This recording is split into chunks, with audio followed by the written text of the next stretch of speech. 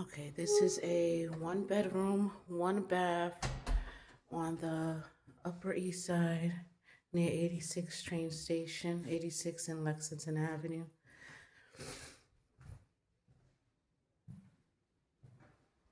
This is the living room. This one is 4,200. It is on the second floor. Got a bathtub, window, ventilation. And here's your one bedroom. This is a one bed, one bath, 4,200 on the east side. The subway is about 2 blocks. It was a 2-block walk. So if you're interested in this, with your credit score, your pay stubs and everything else, your budget, let me know.